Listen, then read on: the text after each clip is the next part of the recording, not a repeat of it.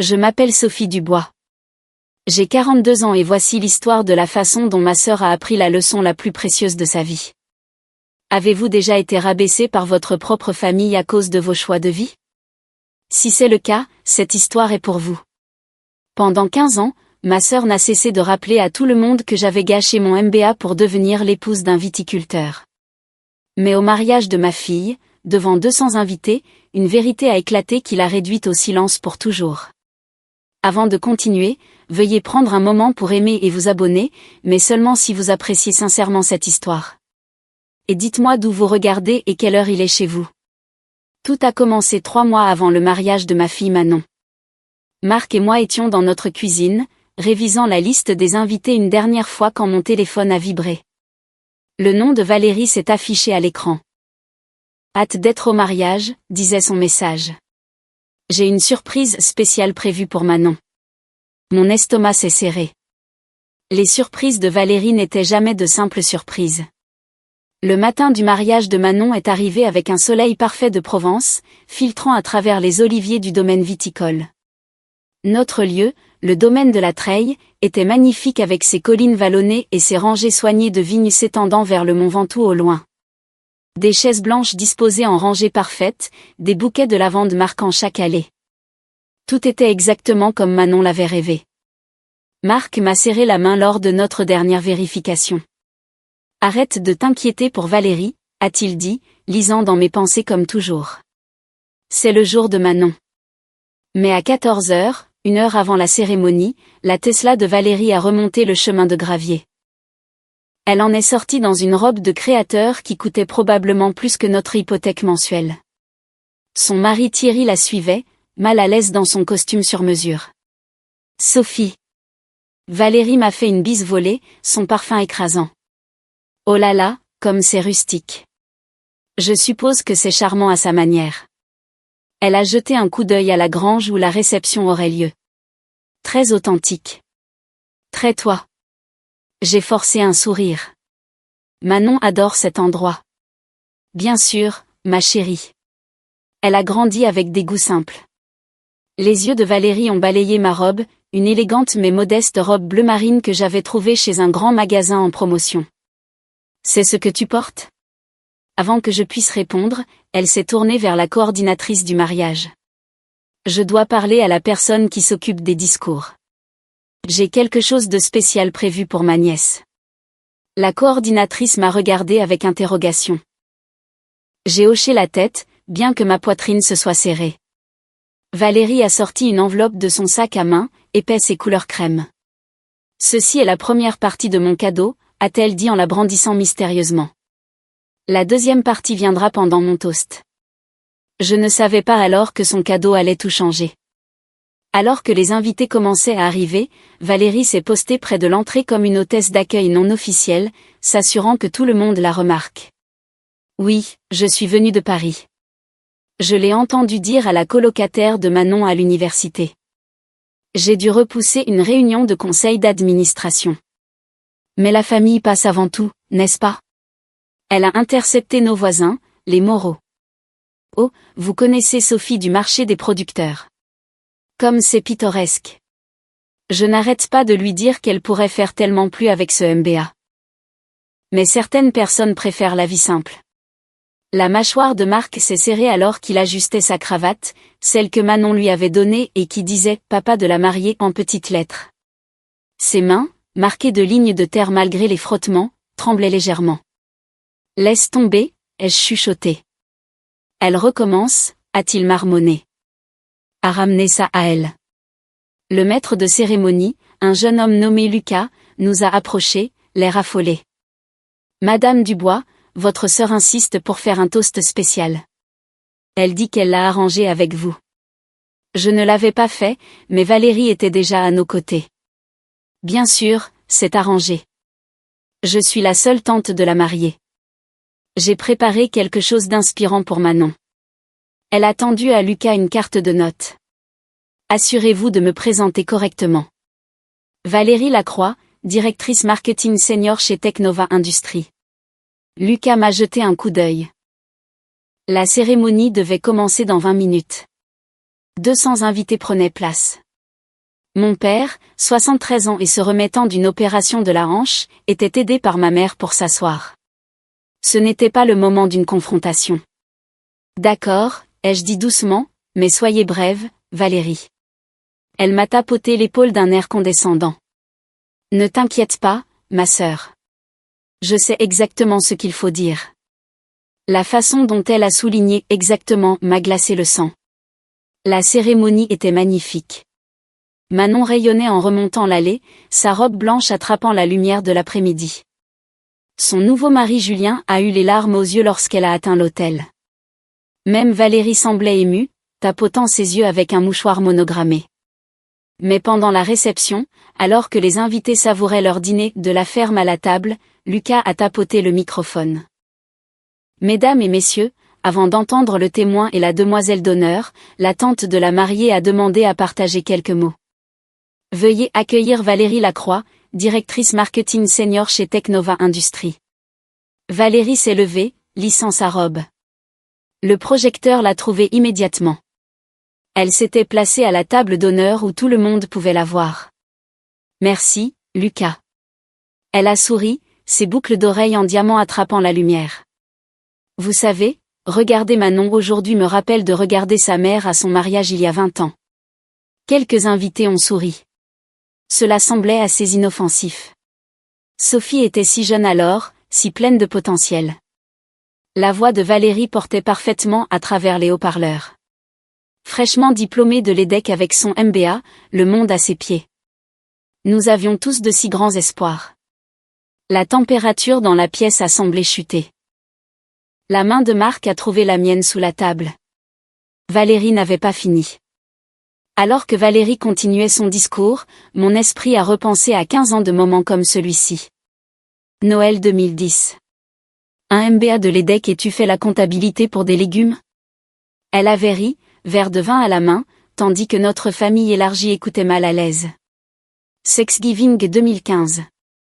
J'ai juste clôturé une campagne d'1 million d'euros, avait-elle annoncé, puis s'était tournée vers moi. Sophie, tu comptes toujours les carottes? Quand j'ai expliqué que nous venions de décrocher un contrat avec Picard, elle a fait un geste de la main dédaigneux. Comme c'est gentil. Les épiceries locales ont aussi besoin de fournisseurs, je suppose. La remise des diplômes de Manon au lycée. Peut-être que Manon devrait passer un été avec moi à Paris, avait suggéré Valérie à haute voix. Pour lui montrer qu'il y a plus dans la vie que la terre et les marchés de producteurs. Sans offense, Marc, mais elle a besoin de voir des gens qui réussissent. Marc n'avait jamais répondu à ses piques. Son succès parlait doucement. Le domaine viticole de 3e génération qu'il avait modernisé, les pratiques durables qu'il avait mises en place, les employés qu'il traitait comme sa famille. Mais Valérie ne voyait que la terre sous ses ongles. Le pire, c'est lorsqu'elle était venue nous voir une fois, il y a 5 ans. Elle était restée sur le pas de notre porte, refusant d'entrer. Je suis allergique à tout ça, avait-elle fait un geste vague. L'odeur, la poussière. Comment peux-tu vivre comme ça, Sophie? Tu avais tellement de potentiel. Ses propres enfants, chaque fois que nous les voyions lors des réunions de famille, fronçaient le nez quand Manon les serrait dans ses bras. Maman dit que tu sens la ferme, avait annoncé sa fille une fois. Valérie ne l'avait pas corrigé. Chaque affront avait été assez petit pour paraître mesquin si je me plaignais, mais ensemble, ils avaient creusé des sillons dans mon cœur. Mes parents l'avaient remarqué, mais n'avaient rien dit. Valérie avait toujours été l'enfant prodige, celle qui avait réussi. Maintenant, devant 200 invités au mariage de ma fille, Valérie recommençait. Mais cette fois, quelque chose était différent. Le calme de Marc à mes côtés n'était pas de la résignation. C'était de l'anticipation. Patience, avait-il toujours dit, le succès n'a pas besoin de s'annoncer. Je pensais qu'il le disait de manière philosophique. Je ne savais pas qu'il le disait littéralement. Pas avant que Lucas ne commence à vérifier son téléphone à plusieurs reprises, jetant des regards vers l'entrée avec une fréquence croissante. Quelque chose était sur le point de se produire. Le discours de Valérie continuait, chaque mot soigneusement choisi pour blesser tout en maintenant une dénégation plausible. Quand Sophie m'a dit qu'elle épousait un viticulteur, Valérie a fait une pause pour les faits. J'ai pensé que c'était une phase.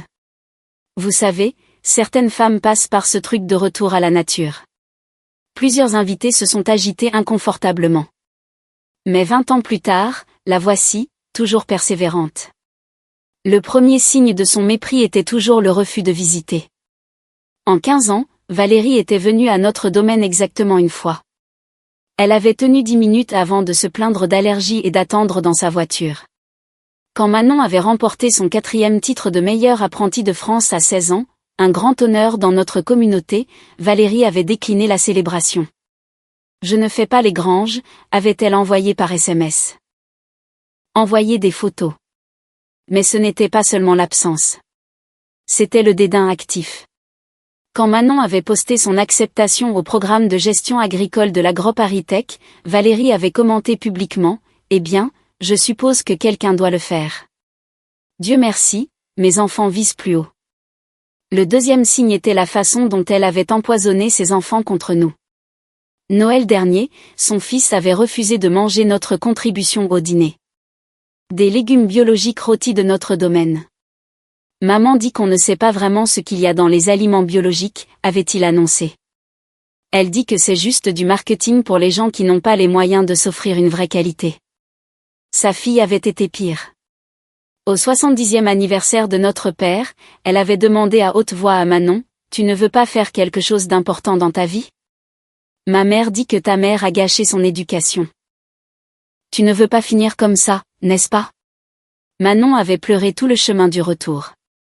Maintenant Valérie montait en puissance, sa voix s'élevant avec une fausse inquiétude.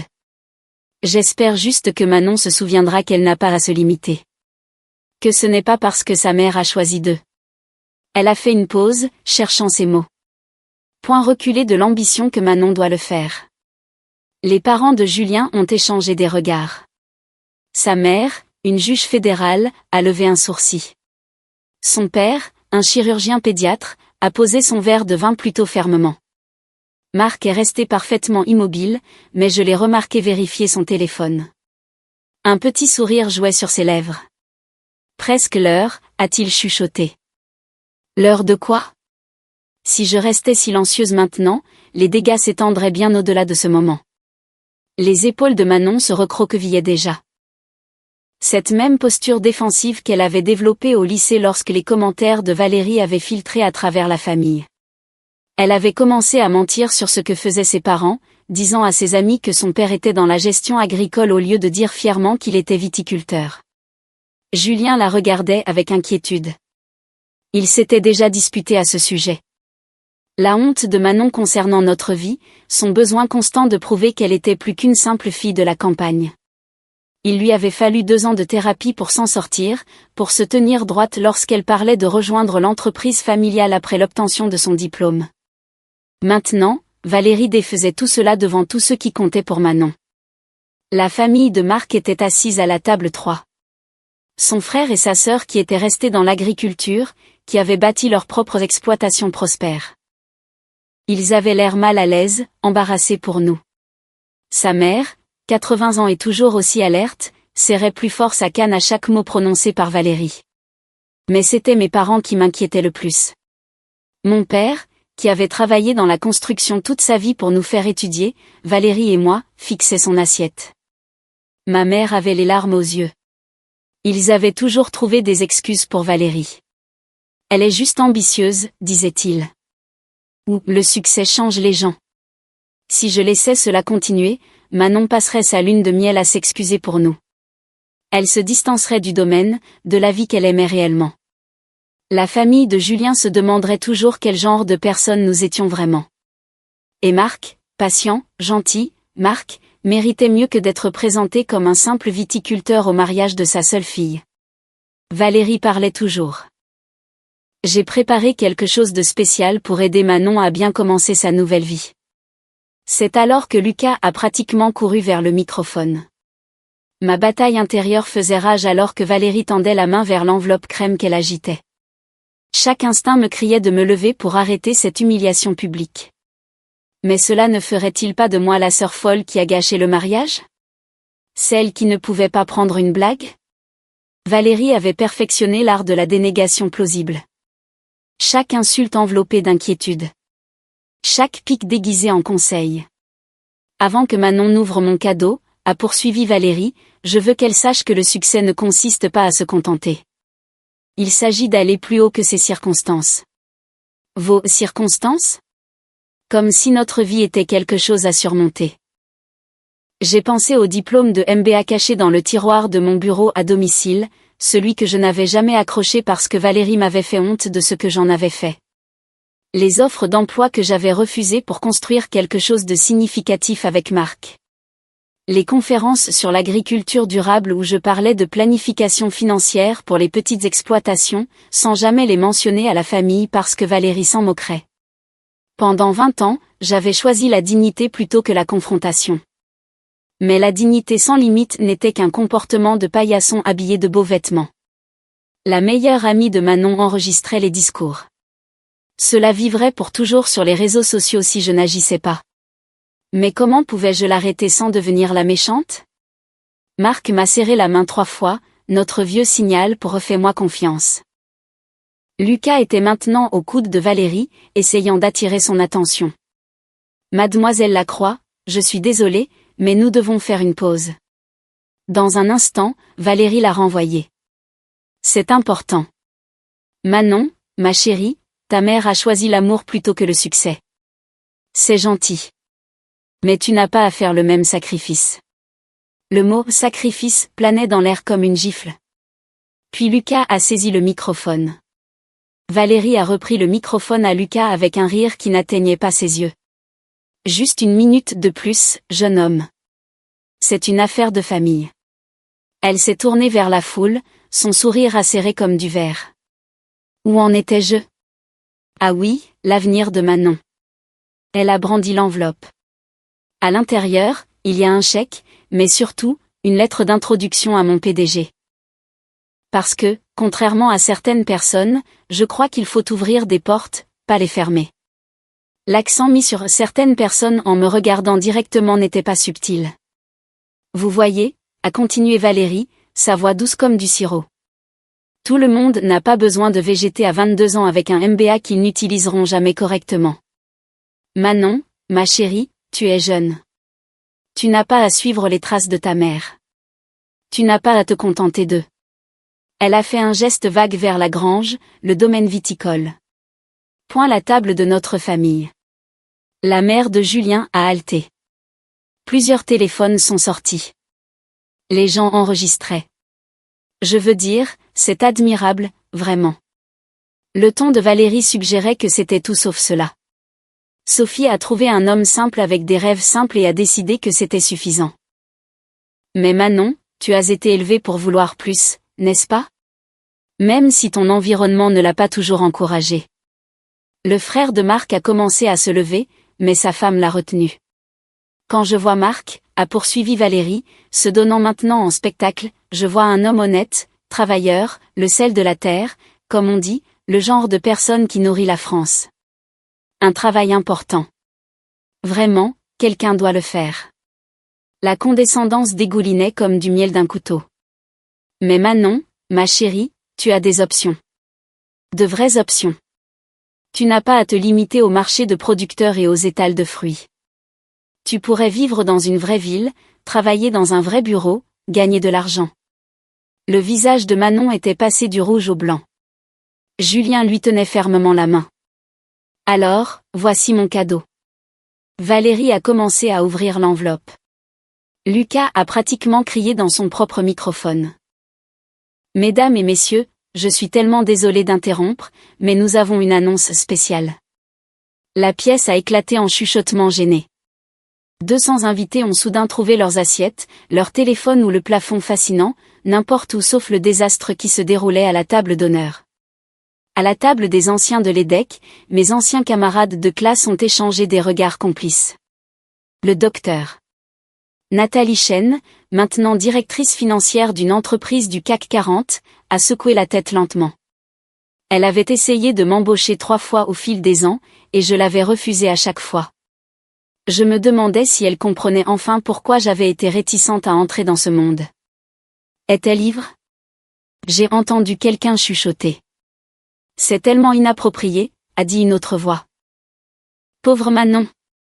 Ma cousine Claire tapait déjà frénétiquement sur son téléphone, probablement en mettant à jour le groupe de discussion familiale dont Valérie s'était retirée des années auparavant, affirmant qu'elle était trop occupée pour les notifications constantes. Mais Valérie semblait inconsciente du changement d'ambiance. Ou peut-être s'en nourrissait-elle. N'ayez pas l'air si choqué, tout le monde. Parfois, la vérité doit être dite, même lors des célébrations. Surtout lors des célébrations. Comment Manon saurait-elle autrement qu'elle peut échapper à cela? Ça suffit. Le père de Marc, Henri, s'est levé. À 75 ans, il commandait toujours la pièce. Jeune femme, vous manquez de respect à ma famille. Valérie a ri. Votre famille? Avec tout le respect que je vous dois, monsieur Dubois, votre famille est exactement ce dont j'essaie de sauver Manon. 3 générations de la même chose. Où est la croissance? Où est l'ambition? Manon pleurait maintenant, des larmes silencieuses coulant sur son maquillage soigneusement appliqué. Julien lui a murmuré à l'oreille, mais elle a secoué la tête, figée. Ma mère s'est levée chancelante. Valérie, s'il te plaît. Ce n'est ni le moment ni. Maman, tu as permis cette médiocrité pendant des années. Valérie a claqué, toujours à défendre les choix de Sophie, prétendant qu'il est noble de gaspiller son potentiel. Le photographe de mariage avait arrêté de prendre des photos. Le vidéaste avait baissé sa caméra. Même le personnel de la restauration se tenait figé dans l'embrasure de la porte. Lucas avait l'air désespéré. Monsieur Bernard est là, mais Valérie l'a renvoyé, se dirigeant vers sa grande finale. Alors, Manon, avant d'ouvrir mon cadeau, promets-nous à tous que tu ne te contenteras pas de l'une des opérations agricoles les plus réussies du sud de la France. La voix a résonné depuis l'entrée. Si vous avez déjà été dans une situation où quelqu'un que vous aimez vous a humilié publiquement, vous connaissez le sentiment de vouloir que la terre vous engloutisse. Mais parfois, l'univers a d'autres plans. Je veux savoir, avez-vous déjà eu un moment où la vérité a fait taire un tyran? Laissez un commentaire ci-dessous et partagez votre histoire. Et si cette histoire résonne en vous, veuillez appuyer sur le bouton j'aime et vous abonner. Cela aide vraiment les autres à trouver ces histoires qui pourraient avoir besoin de les entendre. Maintenant, laissez-moi vous raconter ce qui s'est passé ensuite car c'est là que tout a changé. 15 minutes avant le discours de Valérie, j'avais remarqué Lucas vérifier frénétiquement son iPad, chuchotant avec le responsable de la restauration. Le groupe Ritz-Carlton est en retard, j'avais entendu. Le vol de Monsieur Bernard a été retardé. Je n'y avais pas prêté beaucoup d'attention. Nous avions plusieurs prestataires présents, la fleuriste, l'assistant du photographe, le fournisseur de vin du domaine. Marc gérait ses relations. Je m'occupais des livres. Mais maintenant, Lucas sautait pratiquement sur place, gesticulant sauvagement vers l'entrée. Monsieur Bernard, timing parfait. Mesdames et messieurs, veuillez accueillir Monsieur Jacques Bernard, vice-président des achats pour le groupe hôtelier Ritz-Carlton. La main de Valérie s'est figée à mi-geste, l'enveloppe toujours non ouverte. Le Ritz-Carlton, a-t-elle dit dans le microphone, puis a semblé réaliser qu'elle était toujours amplifiée. Qu'est-ce que cela a à voir avec? Un homme distingué d'une 60aine d'années est entré, suivi de 2 jeunes cadres. Malgré leur costume froissé par le voyage, ils ont attiré une attention immédiate. Je m'excuse pour l'interruption, a dit Monsieur Bernard avec douceur, bien que ses yeux fussent fixés sur Valérie avec une désapprobation évidente. Nous avons été retardés, mais nous ne pouvions pas manquer de célébrer avec la famille Dubois. Après tout, des partenaires comme eux sont rares. Partenaires? Marc s'est levé, serrant chaleureusement la main de Monsieur Bernard. Ils se connaissaient clairement bien. Très bien. Le sourire de Valérie a vacillé. Je suis désolée. Avez-vous dit partenaire? Mais Lucas était déjà de retour à son microphone, le soulagement visible sur son jeune visage. Oui, j'essayais d'annoncer que le domaine du bois bio vient de signer un contrat exclusif avec le groupe hôtelier Ritz-Carlton. La pièce est devenue complètement silencieuse. Le téléphone de ma cousine Claire a glissé de sa main, s'écrasant sur le sol. L'enveloppe de Valérie a flotté au sol, oubliée. Et Marc, silencieux, humble Marc, a pris son verre de vin avec des mains tachées de terre et a souri. J'avais manqué les signes toute la semaine, trop concentré sur le drame imminent de Valérie pour remarquer la confiance tranquille de Marc, la façon dont il avait souri lorsque la confirmation de Valérie était arrivée. Laisse-la venir, avait-il dit simplement. Les mystérieux appels téléphoniques qu'il avait pris dans la grange se terminant toujours par oui, le 15 convient parfaitement. Le nouveau costume qu'il avait acheté, et non loué, pour le mariage. Manon mérite le meilleur, avait-il expliqué. Mais il y avait eu autre chose dans ses yeux. Même ce matin, quand je m'étais inquiété de la surprise de Valérie, il m'avait serré contre lui et avait chuchoté. Parfois, la meilleure réponse est le succès. Ils ne peuvent pas l'ignorer. Maintenant, alors que M. Bernard serrait la main de Marc, je voyais mon mari différemment. Ce n'était pas le viticulteur maladroit que Valérie dépeignait. C'était un homme d'affaires qui avait tranquillement construit un empire pendant qu'elle était occupée à se moquer de lui. Son téléphone a vibré sur la table. Il m'a montré l'écran. Un SMS de son avocat. Contrat entièrement exécuté. Félicitations pour l'accord annuel de 2,5 millions. Le communiqué de presse sortira lundi. 2,5 millions par an. J'ai regardé Valérie, toujours debout, le microphone pendant mollement dans sa main. Son entreprise, malgré toutes ses vantardises, n'avait jamais décroché un contrat de cette taille. Je le savais parce qu'elle aurait fait en sorte que tout le monde le sache. Devrions-nous leur dire ? Marc m'a chuchoté. Leur dire quoi ? Il a souri. Ce rare sourire complet qui m'avait fait tomber amoureuse de lui il y a 22 ans. Tout. Monsieur Bernard avait atteint le microphone. Puis-je, a-t-il demandé poliment à Valérie. Elle s'est écartée, son visage un masque de confusion et de terreur croissante. Mesdames et messieurs, a commencé Monsieur Bernard. Je suis ici pour célébrer non seulement le mariage de Manon, mais aussi un partenariat qui représente tout ce que nous valorisons au Ritz-Carlton, l'authenticité, la qualité et l'excellence véritable. Valérie s'est affaissée sur sa chaise. Avant que Monsieur Bernard ne puisse continuer, Valérie a retrouvé sa voix. C'était peut-être le désespoir ou simplement une incapacité à céder la vedette, mais elle s'est relevée, saisissant le microphone de Lucas. C'est charmant, vraiment, mais j'étais en train de donner à ma nièce d'importants conseils de vie. Sa voix avait pris un ton vif. Manon n'a pas besoin d'entendre parler de légumes le jour de son mariage. Des légumes ? Les sourcils de Monsieur Bernard se sont levés. Madame, le domaine du bois bio fournit des produits de terroir exclusifs à 17 de nos propriétés. Leurs tomates anciennes, à elles seules, sont présentées dans nos restaurants étoilés au guide Michelin. Le rire de Valérie était creux. Je suis sûre que c'est bien, mais Manon a un réel potentiel. Elle n'a pas besoin de gâcher sa vie à jouer dans la terre comme son père. La voix de Marc a traversé la pièce. Il parlait rarement lors des rassemblements et jamais pour confronter. Tout le monde s'est tourné. Il s'est levé lentement, ses mains burinées à plat sur la table. La terre qui vous dégoûte tant, Valérie.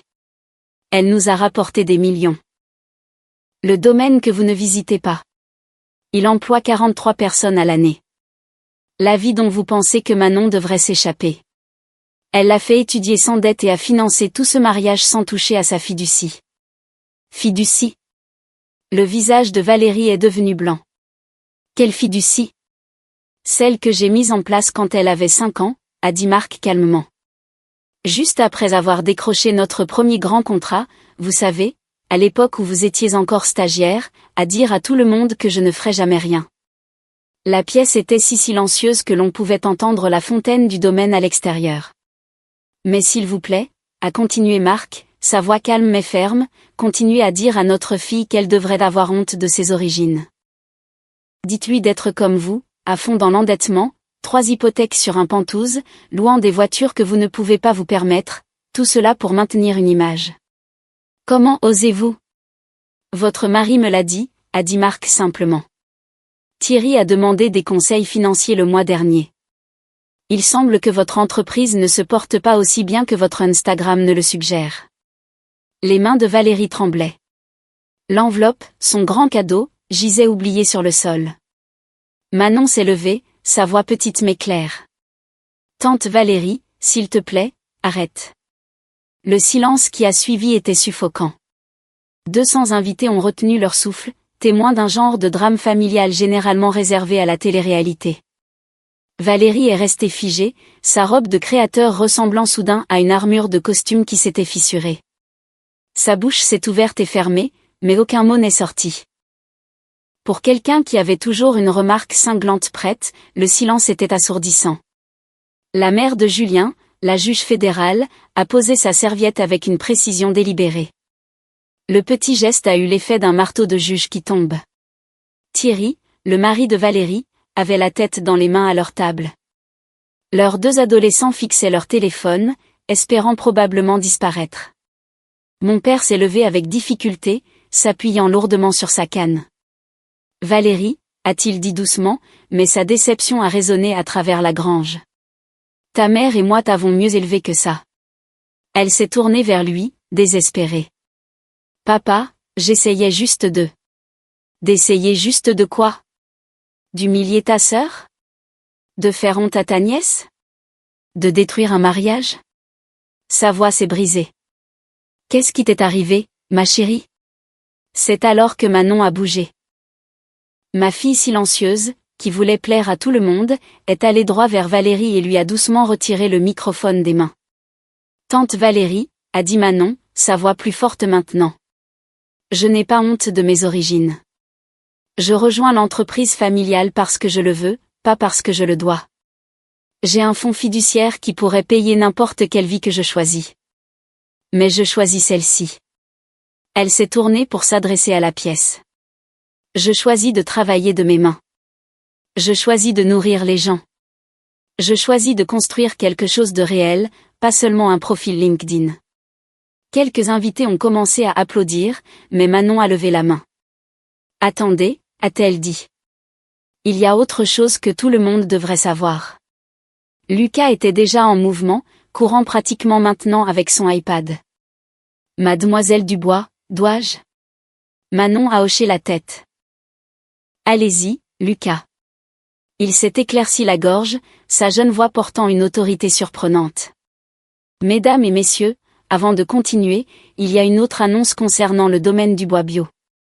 La voix de Lucas a résonné clairement à travers le système de sonorisation de la grange.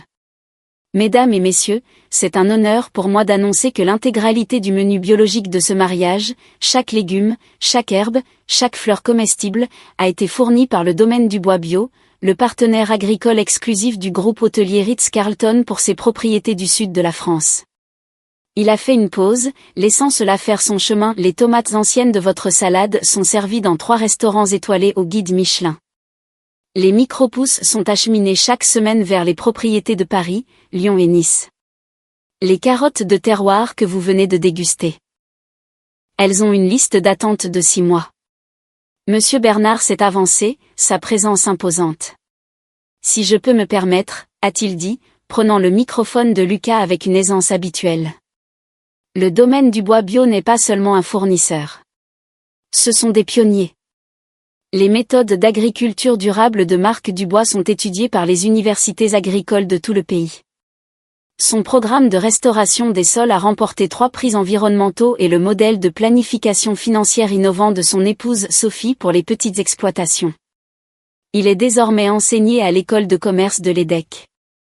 L'EDEC, mon alma mater, celle que Valérie disait que j'avais gâchée.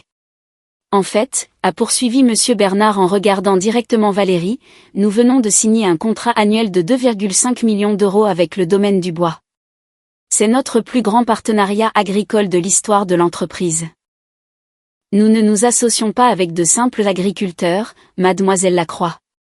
Nous nous associons avec des visionnaires. La salle a explosé. Les applaudissements ont commencé à la table de la famille de Julien et se sont répandus comme une traînée de poudre. Quelqu'un a sifflé. Mon ancien camarade de classe MBA s'est levé, applaudissant. Le docteur Nathalie Chen a levé son verre de vin vers moi et a murmuré, « Maintenant je comprends. » La famille de Marc, ces simples agriculteurs que Valérie avait dédaignés, a souri tranquillement. Ils avaient tout su depuis le début. La mère de Marc m'a fait un clin d'œil, mais le coup final est venu d'une source inattendue. En fait, a dit une femme à la table 12, se levant. Je devrais me présenter. Je suis Juliette Duval de Forbes France. Je suis ici en tant qu'amie de la famille de Julien, mais je fais aussi un reportage sur les innovateurs agricoles. Monsieur Dubois, nous essayons de vous joindre depuis des mois. Votre exploitation est exactement ce que nous recherchons. La preuve que l'agriculture durable peut être plus rentable que l'agriculture industrielle. Forbes, le magazine dans lequel Valérie avait désespérément essayé d'être mentionnée pendant 5 ans.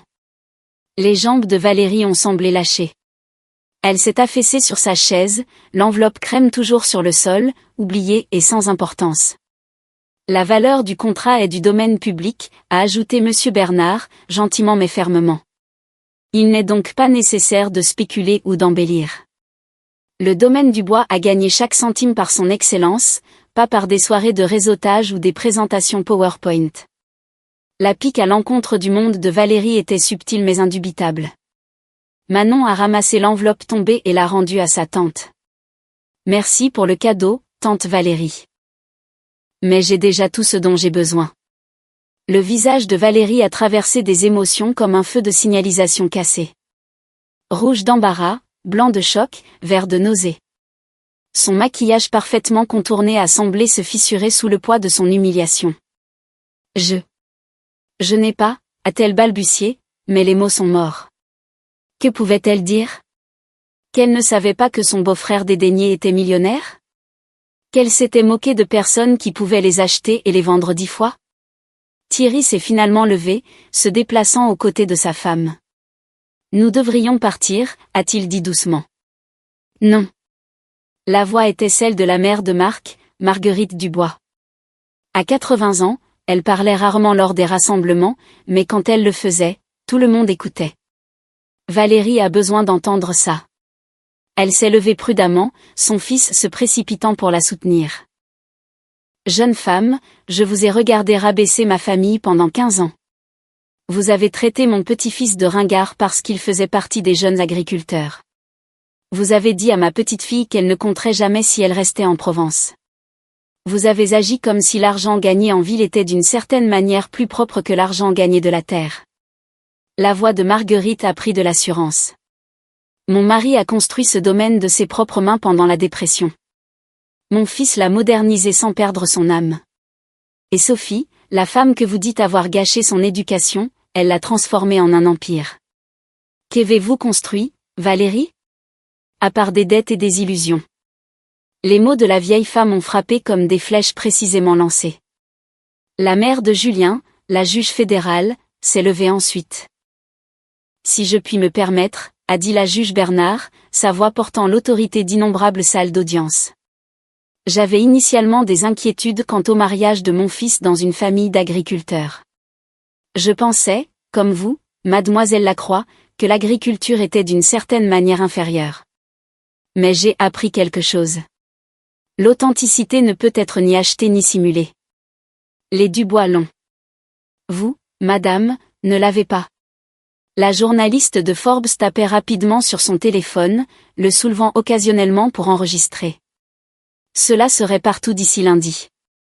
Le docteur Nathalie Chen, mon ancienne camarade de classe, s'est levée. Sophie, je dois m'excuser. J'ai essayé de te recruter 3 fois, pensant que je te sauvais d'une vie sans issue. Je vois maintenant que tu construisais quelque chose que je n'aurais jamais pu. Un héritage qui nourrit les gens, emploie des communautés et entretient la terre. Valérie, tu devrais être fière de ta sœur, pas la rabaisser. Même le personnel de la restauration a commencé à applaudir. Valérie a saisi son sac à main de main tremblante, ses talons de créateur claquant de manière instable alors qu'elle se levait. Ses adolescents étaient déjà à la sortie, mortifiés. Mais alors qu'elle se tournait pour partir, la voix de Manon l'a arrêtée. Tante Valérie, votre chèque. Manon a brandi l'enveloppe. Je ne peux pas accepter ça. Il vient avec trop de conditions. De plus, elle a souri gentiment. Je n'ai pas besoin de votre argent. Je n'en ai jamais eu besoin. L'humiliation finale, une charité rejetée par la nièce qu'elle avait essayé de sauver. Valérie s'est enfuie, son mari et ses enfants la suivant. Le son de sa Tesla démarrant en trombe sur le parking de gravier était audible même à l'intérieur de la grange. Ce moment, en voyant Valérie réaliser qu'elle avait été la folle depuis le début, est quelque chose que je n'oublierai jamais. Mais l'histoire ne s'arrête pas là. Si quelqu'un vous a déjà sous-estimé pour découvrir plus tard votre vraie valeur, tapez « karma » dans les commentaires ci-dessous. J'adorerais entendre votre histoire de succès discret. Et si cette histoire vous apporte de la valeur, n'oubliez pas de l'aimer et de la partager avec quelqu'un qui a besoin d'entendre que le succès ne ressemble pas toujours à un bureau d'angle ou à un costume de créateur. Maintenant, laissez-moi vous raconter ce qui s'est passé 2 semaines plus tard, car c'est là que le monde soigneusement construit de Valérie s'est effondré. Après la sortie dramatique de Valérie, la grange est tombée silencieuse. 200 invités attendaient de voir comment nous allions gérer ce désastre. C'était mon moment de me réjouir, de libérer enfin 15 ans de répliques refoulées. Au lieu de cela, je me suis levée lentement, prenant le microphone que Lucas m'offrait. Je tiens à m'excuser auprès de vous tous, ai-je commencé, ma voix ferme. Le drame familial n'a pas sa place à un mariage. Manon et Julien méritent mieux. Maman, non, a commencé Manon, mais je lui ai souri. Mais puisque nous sommes honnêtes, ai-je continué, laissez-moi partager quelque chose. Le succès ne se mesure pas à ce que vous gagnez ou à l'endroit où vous vivez. Il s'agit de pouvoir dormir paisiblement, sachant que vous avez construit quelque chose de réel. Il s'agit d'employés qui deviennent une famille, de clients qui deviennent des amis, et d'un travail qui nourrit les gens, littéralement et figurativement. Point. J'ai regardé la journaliste de Forbes. Madame Duval, si vous voulez une histoire, la voici. L'agriculture française ne meurt pas. Elle évolue, et elle est dirigée par des gens comme mon mari, qui respectent la tradition tout en adoptant l'innovation. Marc s'est tenu à mes côtés, sa main trouvant la mienne. Nous ne sommes pas parfaits, ai-je dit. Nous avons fait des erreurs, pris des risques qui n'ont pas payé, eu des années maigres où nous avons tout remis en question, mais nous n'avons jamais eu à prétendre être ce que nous ne sommes pas. Nous n'avons jamais eu à rabaisser les autres pour nous sentir grands. Monsieur Bernard a hoché la tête en signe d'approbation depuis sa table. Quant à mon MBA, ai-je souri. Je l'utilise tous les jours. J'ai transformé une exploitation familiale de 3e génération en une entreprise agricole durable de plusieurs millions d'euros. J'ai créé des modèles financiers qui aident les petites exploitations à survivre face à l'agriculture industrielle. J'ai conseillé des exploitations dans 3 régions. Ce n'est pas du gâchis, c'est un but. Je me suis tournée vers Manon et Julien. C'est votre jour, votre commencement. Ne laissez personne, famille ou autre, vous faire sentir petit pour avoir choisi le bonheur plutôt que les apparences. Puis j'ai fait quelque chose qui m'a surprise moi-même. Nous annonçons également que le domaine du bois fera un don de 50 000 € au Fonds de bourses agricoles de Provence, spécifiquement pour les étudiants à qui l'on a dit que l'agriculture n'était pas une vraie carrière. Les applaudissements ont été assourdissants, mais je n'avais pas terminé. Et Valérie, ai-je dit, sachant qu'elle était probablement encore sur le parking. Quand tu seras prête à avoir une vraie conversation sans le spectacle, tu sais où nous trouver. Nous serons dans la terre, à construire quelque chose qui compte. Par les portes ouvertes de la grange, nous pouvions encore voir le parking. La Tesla de Valérie n'était pas encore partie. Elle était arrêtée à la sortie, ses feux de détresse clignotants. Thierry est apparu dans l'embrasure de la porte, le visage rougi d'embarras. Il a marché directement vers notre table, ignorant les regards des 200 invités. Sophie, Marc, a-t-il dit doucement. Je suis profondément désolé. Elle ne va pas bien. L'entreprise est en faillite. Elle l'a cachée pendant des mois, même un mois. La maison est saisie. Les voitures sont louées et les paiements sont en retard. Tout ce que vous avez vu aujourd'hui, la robe, la bravade, c'est du désespoir. Je n'ai ressenti aucune satisfaction en entendant cela, seulement de la tristesse. Elle prend des anxiolytiques, a continué Thierry. Elle boit trop, la pression de maintenir l'image. Cela la détruit. Et puis découvrir que vous avez réussi tout ce temps, qu'elle s'est moquée de personnes qui pourraient nous acheter et nous vendre 10 fois. Thierry, a dit Marc gentiment. C'est toujours de la famille. Une famille qu'elle a terriblement traitée, a répondu Thierry. Je l'ai regardé pendant des années, je n'ai rien dit. Je suis complice. Mais l'avoir attaqué Manon à son mariage. Sa voix s'est brisée. C'est notre nièce. Quel genre de personne sommes-nous devenus? Le père de Julien, le chirurgien pédiatre, s'est approché. Thierry, si elle a besoin d'aide, d'une vraie aide, je peux recommander quelqu'un. L'épuisement professionnel et l'anxiété de statut sont de vraies conditions médicales. Thierry a hoché la tête avec gratitude. Elle est dans la voiture, elle pleure. Elle n'arrête pas de dire qu'elle a tout gâché. Et honnêtement, elle l'a fait. Nos enfants ne lui parlent plus. Ils sont mortifiés. Par la fenêtre, nous pouvions voir la fille adolescente de Valérie s'approcher de notre table. Elle ressemblait exactement à Valérie à cet âge, avant que l'ambition ne devienne toxique. Tante Sophie, a-t-elle dit doucement. Je suis désolée pour maman. Elle n'est pas vraiment comme ça. Ou peut-être qu'elle l'est, mais ça a empiré depuis que l'entreprise a commencé à échouer. Elle avait tellement peur que quelqu'un le découvre. Ma chérie, ai-je dit, la serrant dans mes bras. Ta maman est toujours ma sœur. Elle dit des choses sur vous, a chuchoté la fille. Mais je sais que ce n'est pas vrai. Je suis la ferme sur Instagram. J'ai vu les prix, les articles. J'ai même écrit un devoir pour l'école sur l'agriculture durable en utilisant votre modèle. La propre fille de Valérie, admirant secrètement ce dont sa mère se moquait. Thierry a rassemblé ses enfants. Nous allons y aller. Manon, Julien, je suis tellement désolée. Votre mariage est magnifique. Ne laissez pas cela le gâcher. Alors qu'il marchait vers le parking, Valérie n'est jamais sortie de la voiture. À travers les vitres teintées, nous pouvions la voir recroquevillée sur le volant. La Tesla a finalement démarré, emportant avec elle 15 ans de supériorité soigneusement construite. 2 semaines après le mariage, j'étais dans mon bureau, en train de réviser des contrats quand mon téléphone a sonné. Le nom de Valérie est apparu à l'écran. Je m'attendais à cet appel. Sophie. Sa voix était petite, rien à voir avec le ton autoritaire du mariage. Pouvons-nous parler? J'ai posé mon stylo. J'écoute. Elle a fait une pause et je l'ai entendue prendre une respiration tremblante. Technova a déposé le bilan hier. Le conseil d'administration m'a viré la semaine dernière. Ils ont découvert que j'avais gonflé nos chiffres aux investisseurs. Je pourrais faire face à des accusations. Je suis restée silencieuse, la laissant continuer. Thierry me quitte.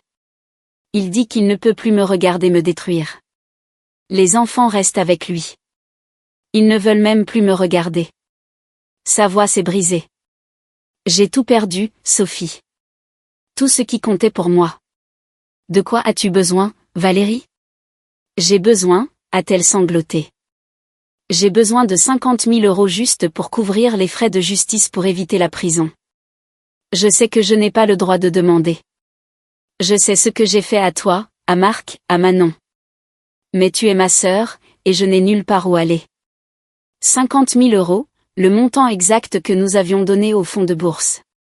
J'ai vu l'article de Forbes, a-t-elle continué désespérément, sur ton succès, le contrat avec le Ritz-Carlton. Tu peux te le permettre.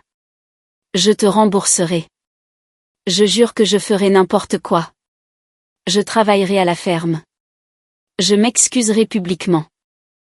Tout ce que tu veux. Valérie, ai-je dit prudemment. Quand as-tu rendu visite à maman et papa pour la dernière fois? Quoi? Noël il y a 2 ans. Et c'est 3 ans. Quand as-tu appelé Manon pour la dernière fois? Juste pour parler, pas pour critiquer. Silence. Quand as-tu, en 15 ans, dit quelque chose de positif sur notre vie? J'étais jalouse, a-t-elle éclaté.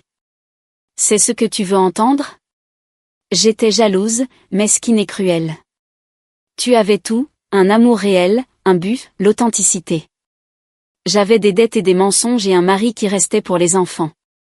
Je t'ai attaqué parce que ton bonheur rendait mon vide insupportable. C'était la chose la plus honnête qu'elle ait dite depuis des années. S'il te plaît, Sophie, Je sais que je ne mérite pas de pitié, mais je me noie. J'ai pensé aux mots de Marc, le succès n'a pas besoin de s'annoncer. J'ai pensé à la grâce de Manon à son mariage.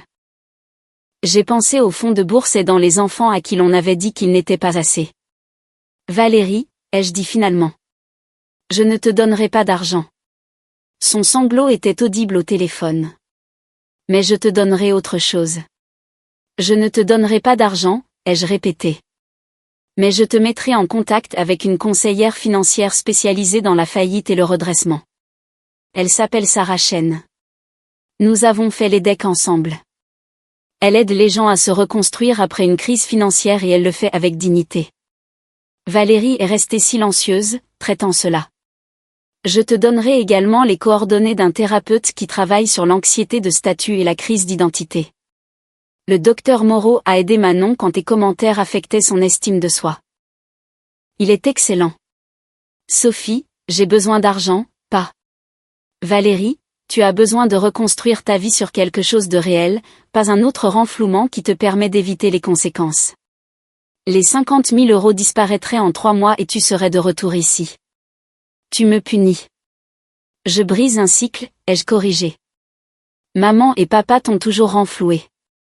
Chaque mauvais investissement, chaque dépense excessive, ils l'ont couverte. Cela ne t'a pas aidé.